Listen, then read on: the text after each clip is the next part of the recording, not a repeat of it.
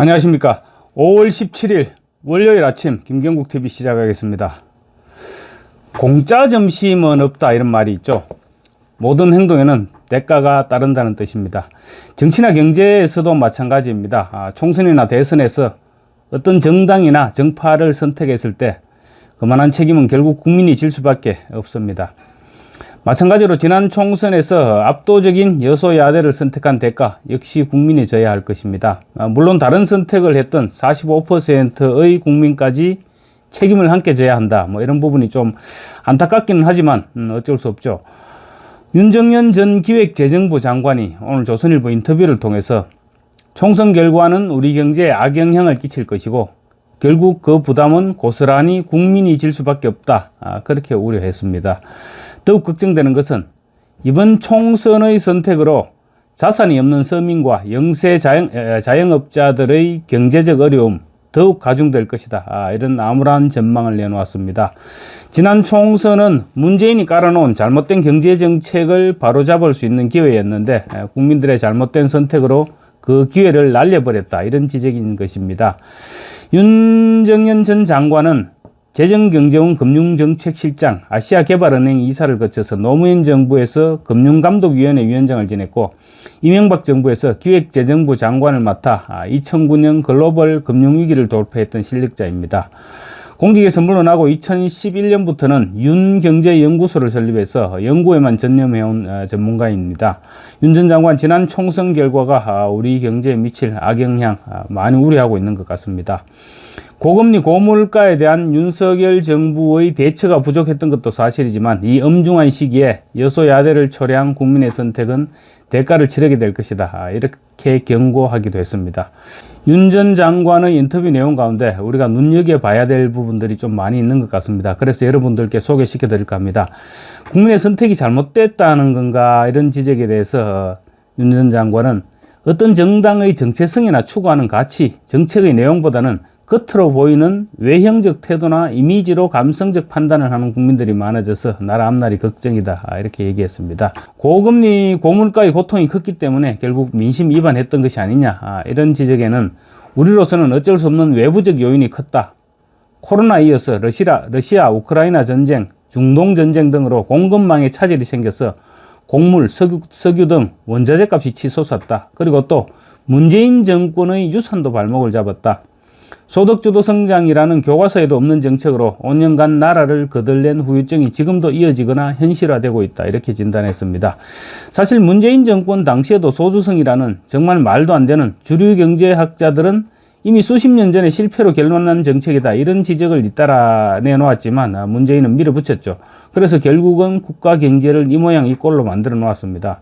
그래놓고는 지금 와서 자기들은 잘했는데 윤석열 정권이 잘못해서 지금 경제가 어렵다, 민생이 어렵다 이렇게 선거 때 대파를 들고 흔들었죠. 그럼 말도 안 되는 감성 정치로 표몰이를 했고 결국 그 표몰이가 성공을 했던 셈입니다. 그래서 지금 언제까지 전 정부 탓만 할 것이냐 이런 지적에는 윤 전 장관 정색을 하고 반박을 했습니다. 서민과 영세 자영업자들이 지금 왜 어려운가? 최저임금의 일괄적 인상 그리고 주 52시간 근무제 때문이다. 모든 나라가 최저임금을 인상할 때는 업종별, 지역별로 다르게 적용한다. 근무시간도 업종에 따라 큰 차이가 있어서 일률적으로 52시간으로 정한 것은 매우 비현실적이라고 지적했습니다. 그리고 그러면서 경제가 정치 논리에 휘둘리면 망한다. 경제는 정치인들이 잠든 밤에 성장한다는 말도 있지 않느냐 이렇게 꼬집었습니다.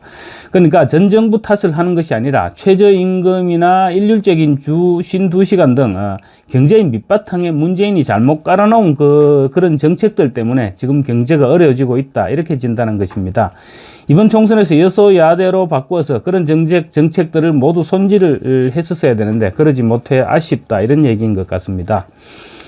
그래도 민생의 어려움에 대해 대통령과 경제수장들이 보여준 태도는 실망스럽기 때문에 민심을 돌리지 못한 것이 아니냐 이런 지적에 대해서는 정부가 경제위기의 원인과 실태를 설명하고 국민을 설득하는 노력이 부족했던 점은 사실이다. 그렇지만 여소야대에 막혀서 불가항력적인 요인도 있지 않았느냐 이렇게 얘기했습니다.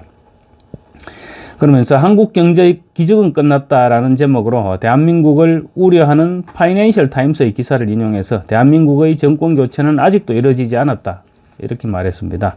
윤 전 장관은 국회는 책임은 안 지고 권한만 행사한다. 사법부는 어떤가? 정부가 혁신하고 싶어도 할 수가 없다. 이렇게 꼬집었습니다. 사실 김명수 대법원장이 심어놓은 좌파 판사들, 이재명이나 조국, 황운하 이런 좌파 정치인들에 대해서 이상한 논리를 들이대서 편파적인 판결을 함으로써 지금 나라를 뒤흔들어 놓았죠.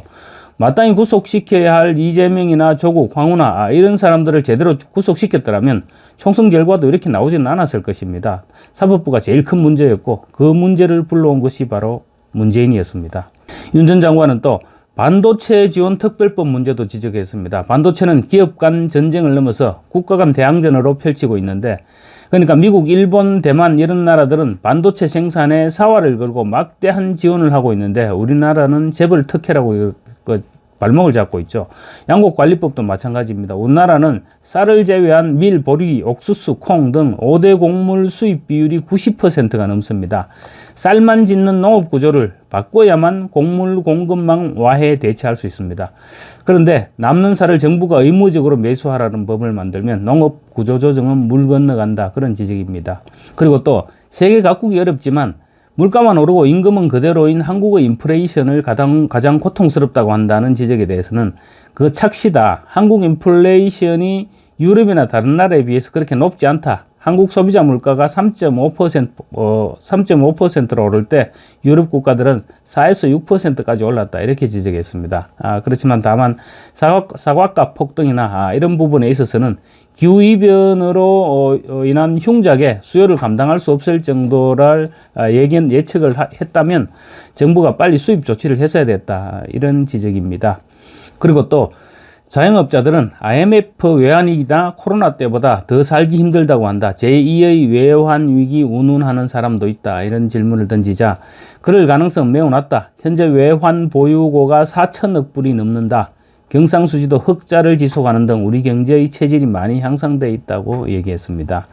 지금 이재명 대표가 주장하고 있는 전국민 25만 원 민생지원금 지급에 대해서는 위헌적 성격이 있다. 그러면서 강력하게 비판했습니다.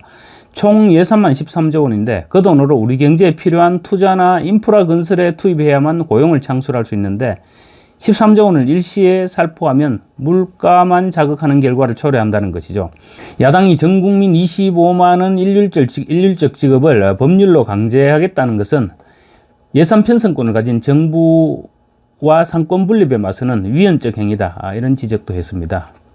25만 원이 그렇지만 25만 원이 결국 총선 민심을 흔들었던 것은 사실이 아니냐. 이런 지적을 하자 스위스 국민들은 기본소득 정책을 70%의 국민들이 반대해서 무산시켰다. 포퓰리즘에 환호한 그리스나 아르헨티나 국민의 예를 명심해야 한다고 경고했습니다. 공짜 점심은 없다는 점을 사람들이 분명히 인식하고 있어야 된다는 주장이죠. 그리고 또 내수를 살리기 위해서는 정부 지출을 늘려야 된다. 이런 주장에 대해서는 문재인 정부가 남긴 유산을 다시 한번 환기시켰습니다. 경기가 어려울 때 국가 재정을 늘려서 부양시키는 것이 옳은 방향이기는 하지만 문재인 정부가 지금 1,000조 원에 달하는 국가 채무를 남겼는데 원래 문재인 정부 시작할 때 600조였던 국가 채무가 문정부 5년 동안 400조 원이 늘어나서 1,000조 원이 됐던 것입니다. 근데 그 1,000조에 달하는 국가 채무를 그 채무라는 부담을 떠안은 윤석열 정부가 국가 재정을 함부로 확정할 수 있겠나? 이렇게 지적했습니다. 그러면서 내수 회복을 위해서는 투자와 소비를 활성시켜야 하는데 우리나라에는 규제가 너무 많다고도 지적했습니다. 그러니까 환경규제로 설악산, 한라산에 케이블카 하나 설치하기 힘들고 문화재라도 나오면 개발이 올스톱 되는 경우가 허다하죠. 요새는 기술이 발달해서 자연을 크게 훼손시키지 않고도 이렇게 케이블카를 설치할 수도 있고 또 중국의 태산이나 황산 이런 예를 보면 케이블카만 수십 개가 있습니다. 스위스는 산 정상까지 산악 열차가 다닙니다. 그런데 우리나라는 국토의 70%가 산인데 환경과 관련한 규제가 너무 심하다. 이렇게 지적했습니다. 기업 규제 완화는 왜 더디는 거냐? 이런 질문을 했더니 수출과 제조업으로 먹고 사는 나라인데도 기업이 자유롭게 경제 활동을 할 수 있게 여건을 조성하려고 하면 정경유착이라는 시대착오적인 주장이 나온다.